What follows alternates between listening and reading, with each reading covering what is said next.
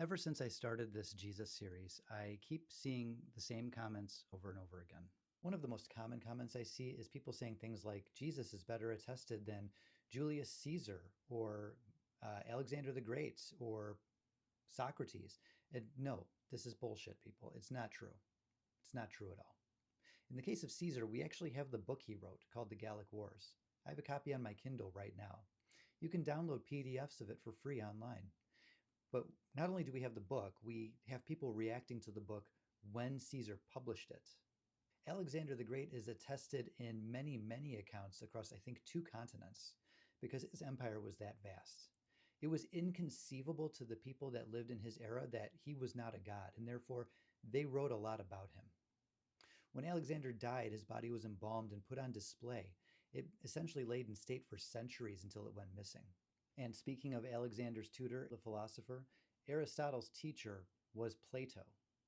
Plato, who wrote the Dialogues, wrote the Republic. You can also get his works very easily on any e-reader app. Plato was a student of Socrates, like knew him in real life.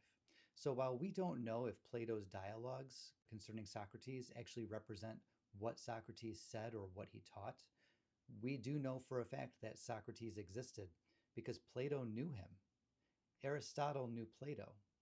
Aristotle taught Alexander the Great. Alexander the Great inspired Julius Caesar to try to create an empire that rivaled his own. There is a clear line, not only of influence, but just multiple independent attestations that are contemporary to these people, i.e., while they were alive and doing stuff. With Jesus, we have precisely 0 contemporary accounts. We have nothing from the time that he was alive. Nobody wrote down a thing. Not only that, but not a single one of his followers wrote anything down about the man that survives. Going further, Paul, who talks in Galatians about meeting with Peter and James the Just, who are taken by Christians and biblical scholars to be the same people that are mentioned in the Gospels, Paul never wrote down a single thing that Jesus said or a single story that Peter or James recounted to him. That doesn't make any sense. This is somebody that these people supposedly believed was real, who walked on earth and was also literally the son of the God of the whole universe. And they didn't write down a damn thing about him. I'm sorry. No, I do not buy it.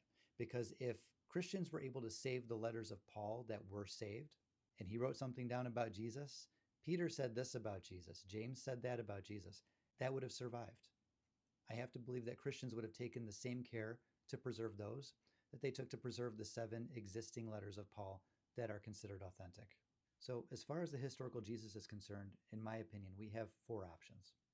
The first option is that the Gospels are correct. He did all the miracles. He was actually the Son of God.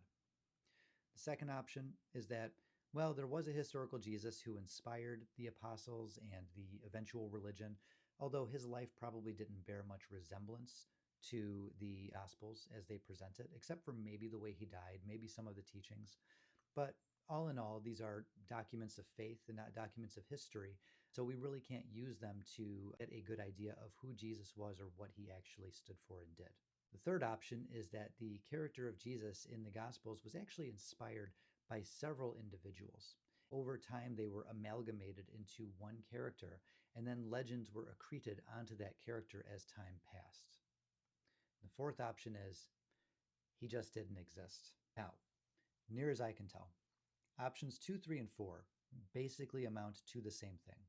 Whether you want to say that there was a real Jesus, but his life didn't really look the way the Gospels paint it, if you want to say that there was an amalgamation of several men who over time were combined into one legendary figure called Jesus, or if you want to say there just was no historical Jesus. To me, they're all basically saying the same thing, because if the Gospels are not an accurate reflection of the man's life and his teachings, then what exactly is Jesus?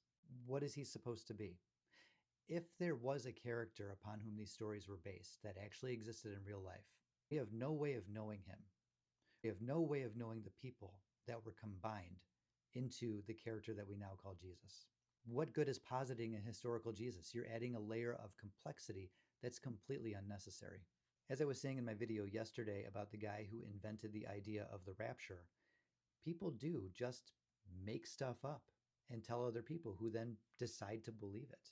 Moses and Abraham and Isaac and Jacob and Joseph, all of these characters were made up. Not a single one of them was historical. They are all fictional, mythical characters in the same vein as Jason and Heracles. They're all on the same level. It's all the same thing.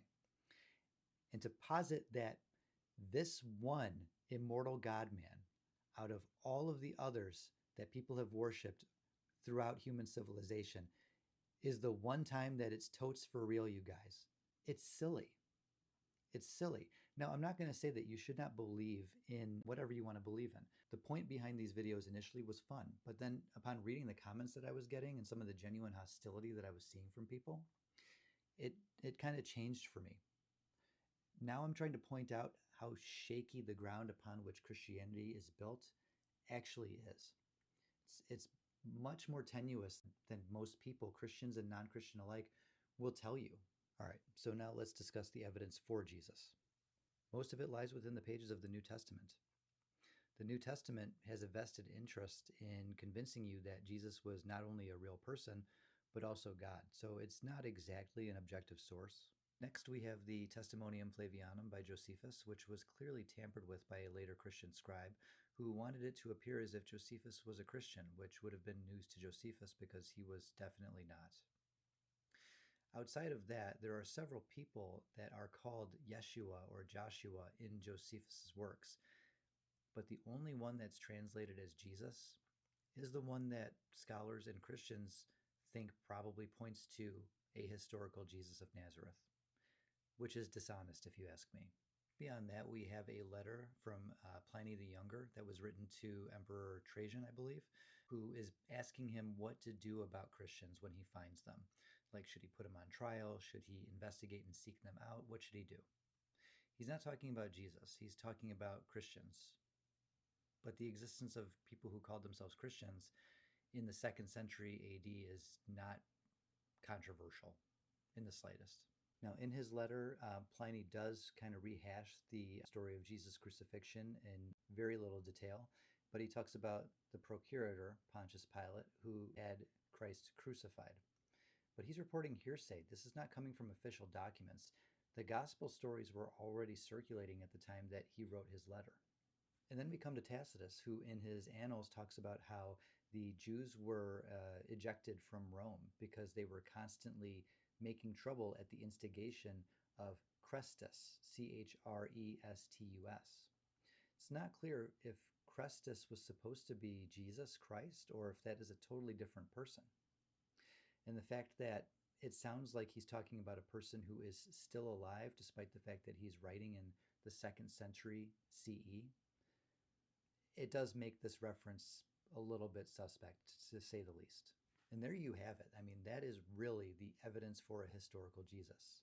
You've got a couple of people who wrote a couple of things down. I constantly make the comparison between Jesus and Heracles because really the same amount of evidence exists for both of them.